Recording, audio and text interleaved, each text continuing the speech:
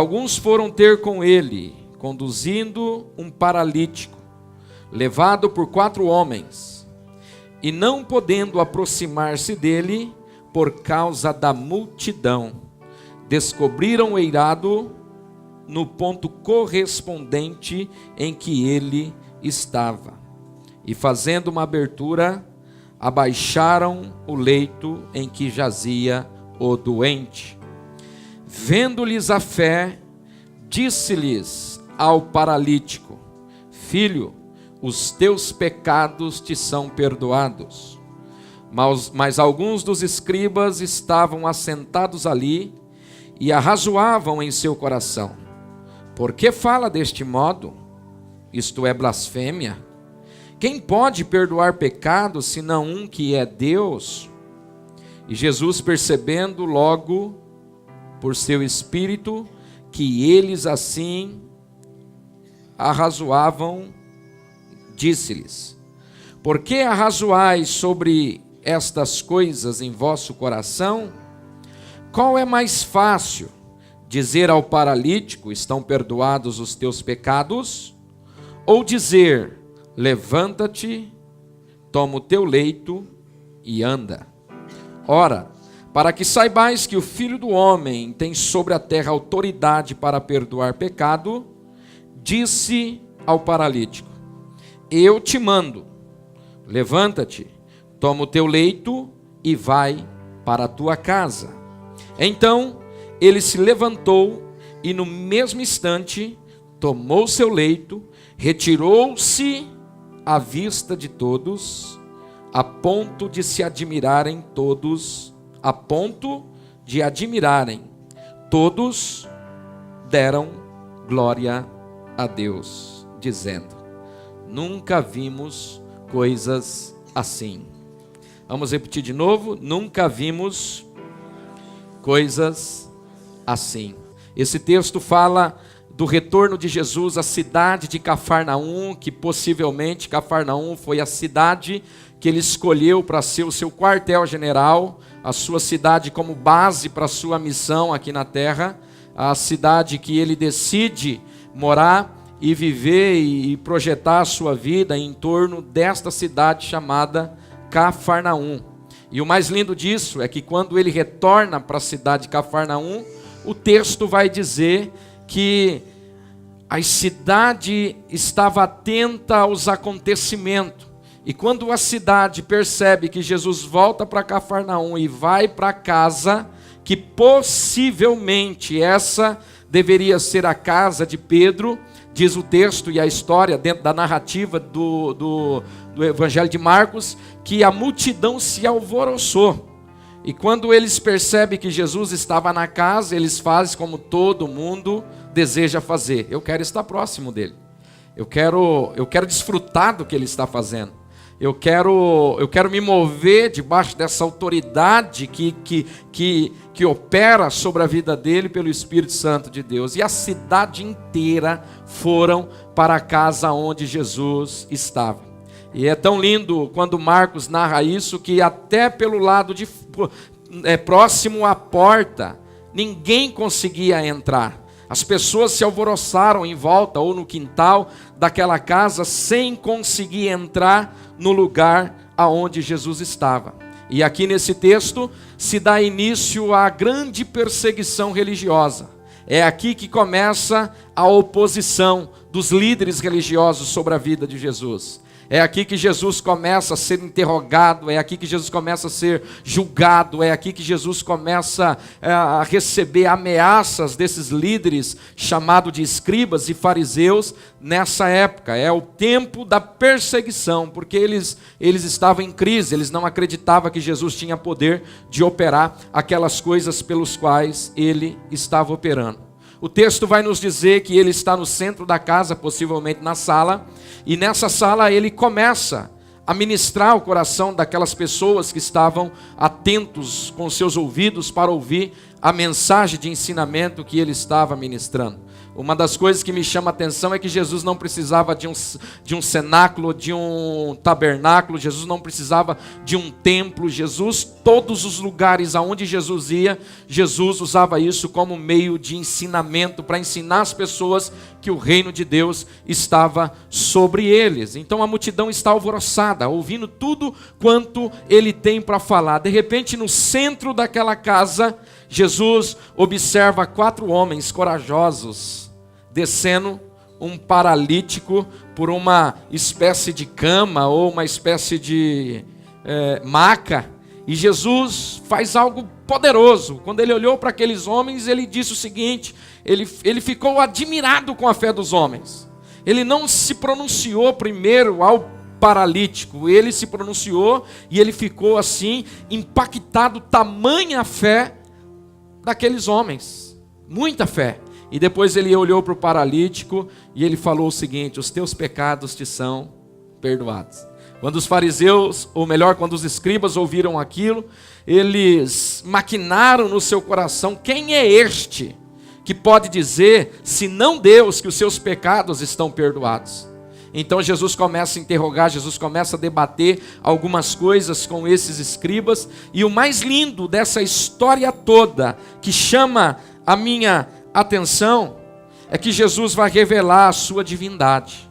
Jesus vai revelar o poder que ele tem sobre a doença, sobre o pecado e sobre a morte. Amém, irmãos? Jesus vai revelar que ele é o Filho de Deus, o enviado de Deus. E o que me chama a atenção nessa história, nessa narrativa de Marcos, é que essa passagem propriamente dita aqui, essa passagem ilustra claramente o estado da igreja contemporânea. Então, se eu pudesse utilizar um título para começar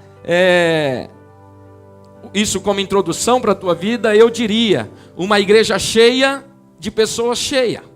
É a realidade da igreja contemporânea. O que é contemporâneo? É algo que é atualizado, é algo que é de hoje, de agora. Então eu poderia dizer: uma igreja cheia de pessoas cheias. E o cenário que nós acabamos de apresentar dentro dessa leitura ao seu coração diz respeito exatamente ao estado que a igreja, principalmente brasileira, está vivendo hoje. Pessoas cheias de si mesmo, pessoas cheias das suas informações, dos seus conhecimentos intelectuais, das suas maneiras de encarar a vida, ou de refletir sobre a vida, ou de pensar sobre a vida, que muitas das vezes elas vêm para um ambiente. Quando eu digo igreja, eu não estou falando agora da igreja, homem, pessoa, seres humanos. Eu estou falando da instituição, de um prédio, de um lugar que a gente precisa estar para congregar e suportar um ao outro em amor. Então essa passagem bíblica me dá os seguintes parâmetros para que eu possa entender a realidade da igreja de hoje. Primeira coisa que nós entendemos é que essa casa em que Jesus estava representa a igreja. Vamos dizer isso junto? A casa representa a igreja.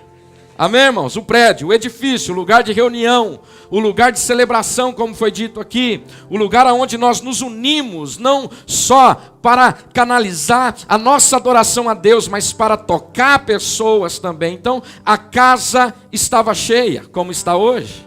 A casa estava abarrofada de pessoas que tinham os desejos e as intenções no seu coração. E o mais lindo disso, que nessa casa, nessa igreja, Jesus era o centro das atenções. Aleluia! Jesus era o foco da vida daquelas pessoas. As pessoas estavam indo lá não por outra coisa, a não ser por causa de Jesus, aleluia. Essa é uma igreja, e as pessoas estão indo lá porque Ele é o centro de todas as coisas. O centro não pode ser o pastor, o centro não pode ser o ministério de louvor, o centro não pode ser uma pessoa isolada, o centro não pode ser os nossos ensinamentos, o centro não pode ser os nossos movimentos, as nossas instruções nesse sentido. O centro precisa ser Jesus, amém?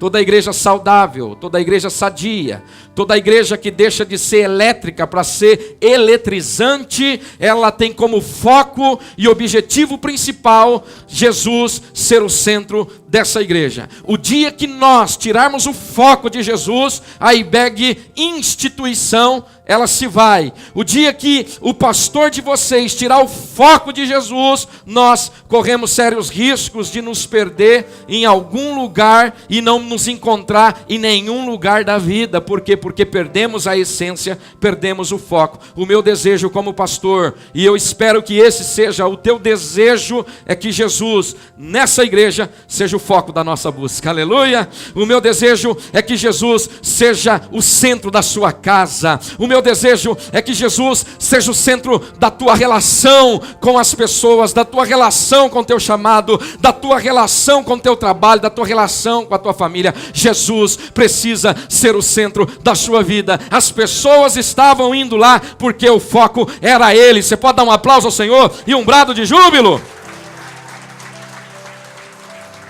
Mesmo que Jesus estava presente nessa igreja, era possível ver a religiosidade e a falta de fé de alguns. Nesse caso, dos escribas. Ele está na casa, ele é o centro da casa, ele é o foco da busca das pessoas, ele é o centro das atenções, e mesmo ciente de que Jesus está na casa, era possível, e foi possível, as pessoas entrarem lá com motivações erradas e desejos egoístas. Era possível Jesus estar presente e ainda assim imperar a religiosidade. É por isso que às vezes nós olhamos para a vida de determinadas pessoas e situações e nós nos indagamos, mas essa pessoa não tem Deus, não tem Jesus no coração, ela não tem o Espírito Santo, mas ainda assim é possível você ser cheio do Espírito Santo, ter a plenitude do Espírito Santo e ser uma pessoa religiosa. É possível. Ainda que ele seja o centro, ainda que ele seja o foco, ainda que ele seja o alvo de toda a nossa vida. A terceira coisa que eu vejo é que na casa, na igreja, sempre vai ter os escribas. E agora você precisa decidir quem você é.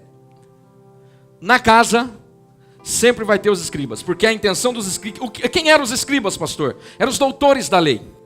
Eram os homens gabaritados, preparados, bem instruídos concernente à lei. Eles sabiam tudo sobre a lei. Eles conheciam a lei como um juiz conhece a Constituição.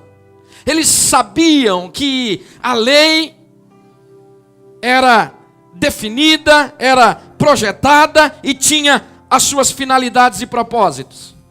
O ofício dos escribas, que eram os líderes religiosos, além de ser conhecedores da lei, de estudar muitos livros, o foco principal deles, quando eles iam numa reunião onde Jesus estava, só era uma: ser observadores. Porque aqui o texto vai dizer que eles estão lá na mesma reunião, mas eles não estão com o coração aberto. Quando você vai com o espírito de aprendizado, irmãos, o espírito da crítica morre na tua vida. Quando você vai com a intenção de aprender, não importa com quem, você desenvolve um crescimento saudável em todas as áreas da sua existência. Por quê? Porque o teu coração está pronto a aprender. E quando você vai com esse espírito de aprendizado, a crítica morre e você começa a desfrutar de algo poderoso da parte de Deus. Os maiores ensinamentos que eu tive foi quando eu me esvaziei para aprender com alguém. E nós deixamos de ser professores quando deixamos de ser aluno. O dia que um professor diz que ele não pode mais aprender, ele já deixou de ser um professor.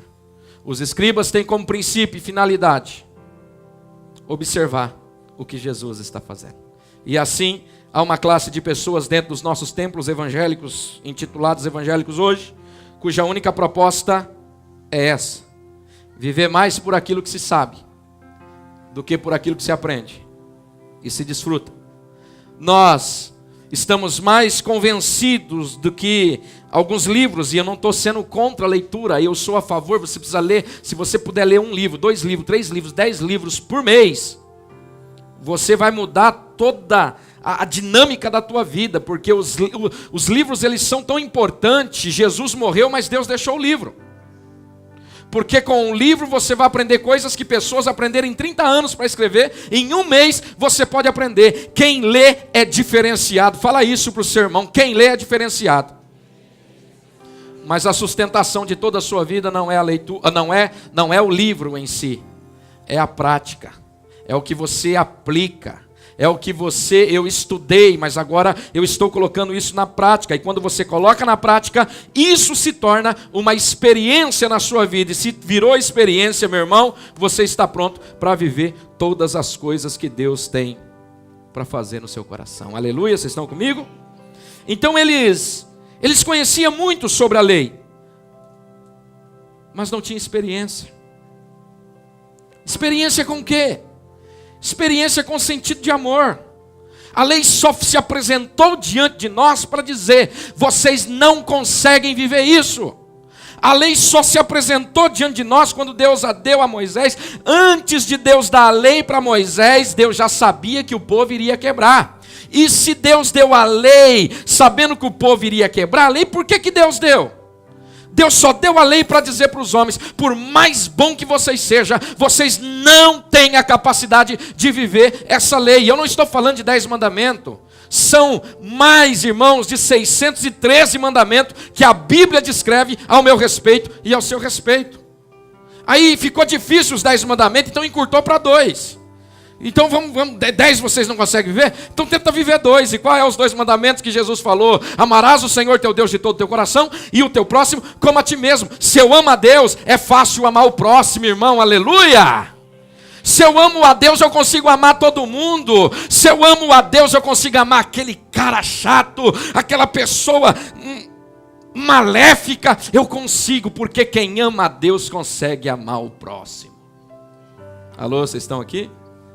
Estão comigo aqui, irmãos? Amém? Então essa é a igreja, que está cheia de pessoas que está cheia de pessoas que não se esvaziam, que está cheia de pessoas que trazem experiências do passado, e elas fazem dessas experiências passadas uma filosofia na sua vida, e você nunca vai se abrir para o novo, porque você não dispensa as coisas passadas. Não pode fazer isso, porque isso eu já conheço, isso eu já sei, eu já experimentei isso. Deus tem um novo tempo preparado para a tua vida, para a tua casa, Deus tem um novo tempo para nós, irmãos. Quem recebe isso? Talvez você se identifique com isso. Tem pessoas que vivem dentro de igreja, irmãos, mas elas não têm mudança de vida. Elas vão para observar se o louvor errou nota, elas vão observar se o pastor gaguejou, elas vão... um dia eu estava tão irado, acabou o culto, aquele culto pesado, aquela coisa assim. Aí chegou um irmão e falou comigo: o senhor falou 4 palavras erradas. Falei: e daí? O senhor quer ver agora? Eu falei: eu quero. Daqui. 4. O senhor falou isso, que está fora de conjugação verbal. O senhor falou isso, eu sou péssimo nisso mesmo, eu reconheço. O senhor falou isso. Falei: tá. Quantas 1000 palavras eu falei numa mensagem de 1 hora? Ele falou: eu não sei. Eu falei: me fala uma palavra boa que eu falei, meu irmão. Ele não soube falar. Porque ele se concentrou em querer só ouvir o erro. E quando eu me concentro só querer observar o erro, eu vou ver o erro em todo mundo, irmão. Se eu parar para observar o erro da minha vida, eu vou ver um monte. Se eu começar a analisar os defeitos de cada pessoa, aquilo que eu foco expande. Se eu começar a ver o defeito na vida do Clebson, eu vou... Enfim, isso vai virar algo tão grande, que eu vou perder a comunhão com o Clebson, porque o meu foco é só ver e observar os defeitos deles. E isso é a multidão, não, é os escribas. Em quarto lugar, eu vejo que na casa tem uma multidão desenfreada pela busca dos seus próprios desejos. Uau! Será que isso identifica alguma coisa com você? Você conhece alguém assim? Essas igrejas que propõem uma fé infantilizada, uma fé de bebezinho, Esses lugares que propõem, vem buscar o seu milagre, vem aqui está a tua vitória. Eu ouvi esses dias na rádio, eu desliguei, eu queria ir lá, eu não sabia onde era. Eu ouvi alguém falando, se aí na tua igreja não está acontecendo milagre, vem aqui para o altar tal, que aqui acontece milagre, aqui o fogo cai, aqui o negócio é diferente, vem, traga teu dízimo, tua oferta, e meu Deus, irmãos, eu fiquei em crise. Falei, meu Deus, isso é uma fé infantilizada, fé de bebê. As pessoas têm, e eu falo de experiência, as pessoas dão mais valor para aqueles que recebem do que para aqueles que estão dando, para aqueles que estão semeando, irmãos. Isso, a fé que vai fazer você mudar o mundo, não é uma fé daquilo que Deus vai te dar. O favor de Deus nós já temos, aleluia, nós já recebemos todo o dom da vida, toda a projeção de Deus. Agora, o que Deus fez por mim, eu preciso fazer por alguém. Isso é fé. Isso é fé. Então essa casa, ela tem uma multidão de gente que busca de forma desenfreada pelos seus desejos. Em outras palavras, eu poderia dizer aos verdadeiros consumidores das bênçãos de Deus. Quer ver uma coisa? Vamos lá no culto hoje buscar uma bênção? Eu não vejo a hora de chegar no culto, porque lá no culto eu vou receber uma bênção de Deus. Quem fala isso, irmão, é porque não conhece a Bíblia. Porque a Bíblia diz em Efésios, capítulo de número 1, versículo de número 3, que Deus já nos abençoou com toda sorte de bênção. Eu não vim buscar bênção, eu já tenho. Ela já está aqui, flui aqui. Então eu choro não é para receber, eu choro não é para querer, eu choro porque a bênção dele já está inserida no meu coração. Aleluia. Aleluia. É o jargão das pessoas desse século. É os verdadeiros consumidores das bênçãos, aquelas igrejas que é um rodízio. Chega gente, sai gente, chega gente, sai gente, não tem discipulado, não tem um preparo, não tem cristocêntrico, não tem a Bíblia como fonte de fé, regra. Eu quero a minha bênção para depois subir, eu quero a minha bênção para depois subir, eu já cantei muito essa bobazeira. Eu quero a minha bênção e depois o senhor pode ir embora porque eu já tenho mesmo, não quero nem saber. Eu quero. Pessoas que farão de tudo para obter o que elas querem. Então, se elas precisarem fazer uma campanha de 21 dias, elas vão fazer. Alguns estão lá pelos motivos errados. Quantas pessoas vão para as igrejas por causa de posição? Ninguém briga para ir para o hospital, né, irmãos? Ninguém briga para fazer um curso de campelania, ir no presídio, ir no parque, ir num lugar e no outro. As pessoas estão chegando porque elas querem posição. E eu quero dizer uma coisa para você: não lute por posição, lute por disposição. Aonde me levarem, enviarem, eu irei. Aleluia. E finalmente, ou melhor, antes do finalmente, a Bíblia diz que na casa tem uma escada que dá acesso ao terraço. Deixa eu explicar isso para você. As casas de Cafarnaum na época não era produzida como é os dias de hoje. Por exemplo, elas também não eram tão grandes. Eles utilizavam alguns galhos de algumas árvores, alguns troncos para sustentar aquele terraço, que nós chamamos de a laje na nossa linguagem contemporânea. E eles colocavam uma espécie de barro sobre aqueles galhos para fazer aquela laje. E aquela laje, aquele barro era cozido por causa do sol. E ele se tornava algo tão consistente, tão forte, tão firme, que se tornava até um concreto. Então as casas não tinham, segundo a tradição e a história, diz que aquelas casas, alguns falam que tinha algumas coberturas de palha, mas o que nós lemos e estudamos, não existia palha, porque eles usavam aquele espaço para utilizar para outras coisas. E a Bíblia nos diz que aqueles 4 homens viram que a casa estava cheia. Não tinha outra possibilidade de entrar a não ser pelo telhado, pela laje daquela casa. E eles decidiram então pegar aquele paralítico e levar até aquele telhado, fazer um buraco naquele lugar e descer com aquela maca. Sabe o que eu quero dizer com isso? E segundo a história, todas as casas de Cafarnaum, melhor, quase todas as casas de Cafarnaum, elas tinham uma escada que dava acesso ao terraço. E aí Deus falou comigo, essa escada, sabe o que significa?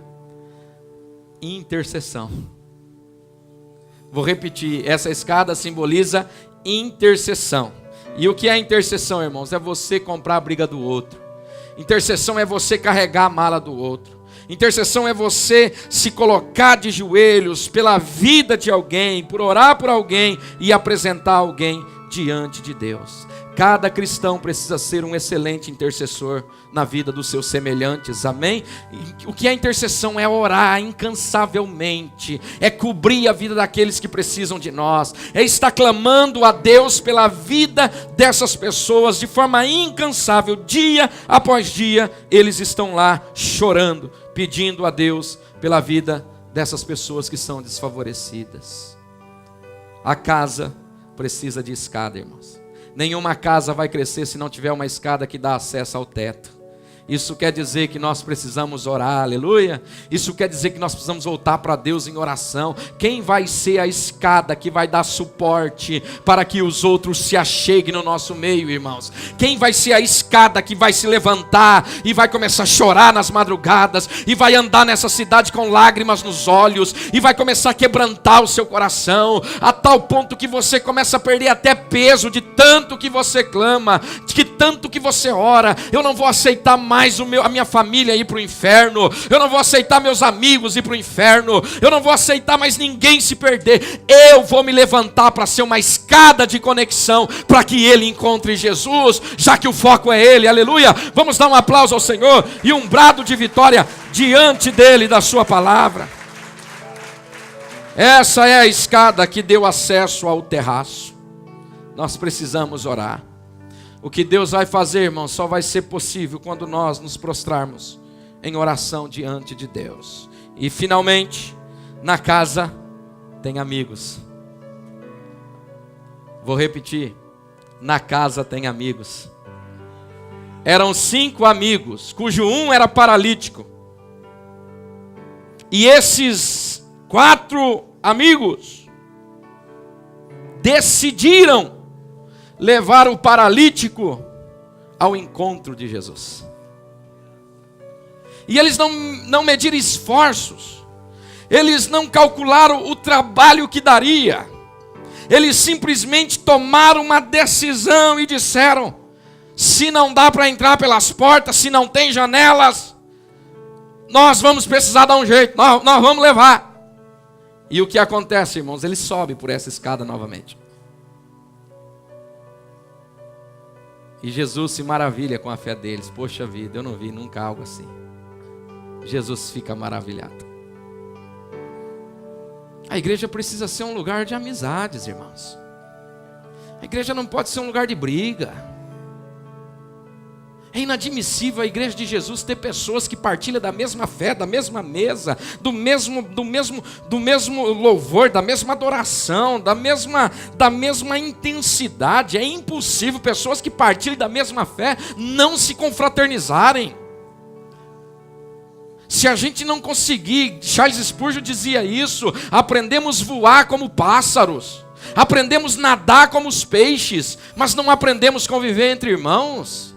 A casa tem que ser um lugar de amizade. Eu farei o que for possível para te colocar diante de Jesus, irmão. Eu farei o que for preciso para mim te colocar diante de Jesus, porque se eu for um elemento que te afasta de Jesus, é possível eu perder a minha salvação. A casa tem que ter amizade, amém? A casa não quer dizer que você tem que gostar de todo mundo, mas não te dá o direito também de ter inimizade. Se a Bíblia manda orar até pelo inimigo, quando dirá para o amigo: eu vou levar esse cara diante de Jesus. Amém? Agora a realidade da igreja contemporânea é que ao invés dela trazer, porque a casa está tão cheia e a gente começa a ter muita crise aqui dentro, elas começam a expulsar. Elas começam a tirar. A Bíblia nos diz que este paralítico nunca iria conseguir entrar na casa sozinho. Cadê os guias que estão aqui, que vão colocar as pessoas que você ama diante de Jesus? É o nosso dever como cristão. É o nosso papel como igreja. Eu disse para vocês que hoje ia ser uma mensagem pastoral. É a casa. Uma casa onde não tem harmonia, uma casa onde não tem essência, uma casa onde não há cumplicidade, uma casa onde não existe esse lance de compartilhar o que Ele nos deu. Não há progresso. O paralítico não queria sozinho entrar naquela casa. E a Bíblia nos diz, e eu vou caminhar para o fim, que nada os impediu de levarem a Cristo. Nada pode te impedir de levar alguém a Jesus, irmão. Ainda que essa pessoa te traia. Ela está te traindo porque ela não tem Jesus. Porque o dia que ela tiver Jesus, ela não vai te trair mais. Ainda que ela te prejudicou, teu papel é perdoar 7 vezes 7. É o meu papel. Isso é a igreja. Essa é a igreja que eu sonho. Amém? Aí eu vou te ver aqui rebentando na unção. Rocabadaxé, balaxé. Mas você está alinhado com teu irmão. Aqueles que levam outros a Cristo devem mostrar grande zelo. Aqueles que levem outro a Cristo devem mostrar grande zelo. E ele continua dizendo: porque a maioria dos homens só virá com relutância. Isso quer dizer, não desiste das pessoas de forma fácil, irmão. Os homens só vão vir com relutância. O mesmo amor que você tem para com seu filho, você precisa ter com seu próximo. Porque o seu filho pode ser a pior peste que existe nesse planeta, que eu creio que não é, mas você não pode desistir dele. Ele pode aprontar todo tipo de atrocidades, promiscuidades, você nunca vai abandonar. O nosso papel como cristão é ser relutante no que diz respeito a levar alguém até Jesus. O homem era paralítico. E sendo paralítico, ele não podia ajudar a si mesmo. Tem muita gente que queria estar aqui hoje, mas elas não conseguem, porque elas estão fracas. Tem muita gente que queria estar aqui no teu lugar hoje, elas até apreciam a forma como você adora a Deus, mas alguma coisa aconteceu que elas saíram. Quando eu digo não IBEG, a igreja geral, quem vai ser por essas pessoas? A igreja está tão cheia, tão cheia, tão cheia, que nós não nos preocupamos mais com o próximo. Porque para cuidar dos outros tem que ter investimento, tem que ter disposição. Para cuidar dos outros tem que morrer para você mesmo, abrir mão dos seus direitos, dos seus deveres, das suas vontades, simplesmente porque alguém vai precisar da tua ajuda, porque eles não vão conseguir entrar sozinho. Essa é a ponte chamada igreja, que tem que pegar o perdido e colocar ele em Jesus. Vamos buscar mais um, até o último homem, para que todos sejam salvos. A sequência da sua ilustração, Champlin vai dizer o seguinte: ninguém busca Deus. Primeiramente, Deus deve buscar o homem. Porque em sã consciência o homem não consegue buscar Deus, porque nós somos feitos de pecado, irmão. E o pecado nos distanciou de Deus. Ninguém consegue ir para Deus sozinho. Ninguém consegue vir para Deus por conta própria. Você está aqui porque talvez teu avô, tua mãe, teu tio, teu amigo, teu tataravô, alguém orou para você, alguém foi uma ponte. Não deixa morrer, Jesus, salva a minha geração. Até hoje eu oro, a geração Soares vai se converter, a minha descendência vai se converter. E se Jesus não voltar até lá, meus netos, meus bisnetos, a minha geração toda vai servir ao Senhor, porque tem alguém sendo ponte, sendo escada, tem alguém se conectando, levando eles a Jesus. Não é tempo de brincar mais. Homens, por favor, saia um pouco do videogame. Desliga o videogame. Vamos sair um pouquinho desse negócio que é gostoso. E vamos orar. Vamos chorar. Vamos dizer: eu preciso cuidar de alguém. Não estou apontando, mas se a carapuça serviu, receba. Somos homens maduros. Quer viver para Deus? Vá aprender a dormir pouco. Quer aprender a viver integral na obra de Deus? É um convite para dormir 3 horas por noite, 4 horas por noite. Viver para Deus não é utopia, viver para Deus não é um mar de rosa, viver para Deus não é receber uma coroa, pelo contrário, é deixar tudo por causa dEle. Esses homens poderiam ir lá receber milagre. Não, gente, ó, Jesus, eu sei que ele mora em Cafarnaum, mas talvez ele é tão ungido que ele vai andar o mundo, ele vai pregar o evangelho, ele vai... Não, vamos lá, vamos receber a nossa bênção. Ah, esse aqui, ó, paralítico, esse aqui está condenado. Às vezes a gente fala até isso, esse aqui está condenado. Ninguém está condenado até que alguém se levante para clamar pela vida dele e dizer: eu não aceito te perder, meu irmão. Irmãos, é hora de nós colocar alguém no nosso ombro, é hora de nós colocar alguém no nosso colo e dizer: vamos, meu filho, vamos, eu não consigo, eu estou contigo, vamos, não, eu não vou, vai na casa dele, pega ele, dorme, manda ele, bota ele para dormir na tua casa, vai jantar, vai almoçar. Esse é um dos motivos que eu engordei um pouco, porque toda semana tem gente que vai almoçar comigo, tomar café. Pastor, o senhor não precisa mais morrer pela igreja. Eu sei que não, irmãos, mas eu preciso morrer por alguém. Eu preciso abrir mão dos meus deveres, dos meus direitos, para que alguém seja beneficiado. Tem um monte de paralítico aí clamando a tua presença. Tem um monte de paralítico aí chorando nesse exato momento. Quem vai me visitar? Quem vai tocar minha vida? Quem vai fluir no meu coração? Eu vou repetir. Ninguém busca Deus. Primeiramente, Deus deve buscar o homem por meio de Cristo Jesus. É mister que o indivíduo seja ajudado por outro para que Cristo seja trazido à sua vida. E a famosa frase que eu digo: Jesus por mim e eu por alguém. Quantos anos de vida cristã você tem, irmão? Quantas pessoas você discipulou e levou para Jesus? E eu quero concluir que a nobre missão que temos nos dá o poder que Jesus teve para trazer milhares e milhares a Jesus. Seja o amigo próximo de alguém que precisa de você. Amém? E no final, que essa igreja chegue no final da sua missão, cujo único propósito foi o versículo 12. Jesus olhou para o paralítico e falou o quê? Levanta-te. Pega o teu leito e vai. Não poderia, Tiago, deixar o leito? Por que Jesus mandou ele levar o leito? A Jéssica é psicóloga. Por que teve que levar o leito, Jéssica? A gente não diria assim, não, mas ele vai ficar, a hora que ele olhar para a cama, ele vai ficar traumatizado. Mandou levar o leito para todas as vezes que ele pensar em reclamar e murmurar, o miserável saber de onde ele saiu, porque quando Jesus toca, Jesus muda. Quando Jesus toca, Jesus muda. Jesus mudou a vida do paralítico, ele deu um salto.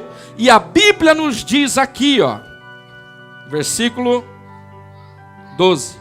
Então se levantou e no mesmo instante, tomando o leito, retirou-se da vista de todos, ao ponto de admirarem e darem glória a Deus. Quem não quer pertencer a uma igreja dessa que dá glória a Deus? Quem não quer entrar para uma igreja dessa que ainda tem espaço, ainda tem local? A casa não está cheia, irmão, a casa precisa de gente, aleluia! Quem não quer participar de uma igreja dessa onde todo mundo é amigo, todo mundo, onde todo quebrou o pezão, hein, meu irmão? Monta aqui que o meu está em cima. Vamos junto, vamos caminhar nesse propósito. E quando nós definir isso como algo poderoso e como foco e visão, todo mundo vai glorificar a Deus. Pô, verdadeiramente aquele povo lá tocou em algo relevante. Eu sempre digo isso.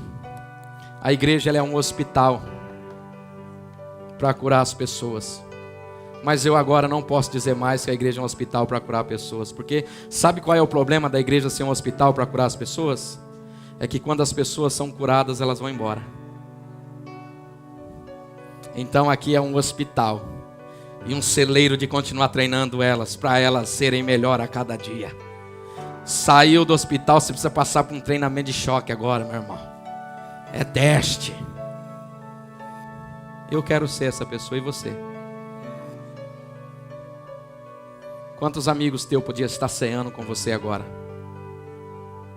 Quantas pessoas estão se separando e você tem a verdade, você tem a palavra, você tem o Espírito Santo, mas você prefere guardar para você. Vou ficar comigo, melhor.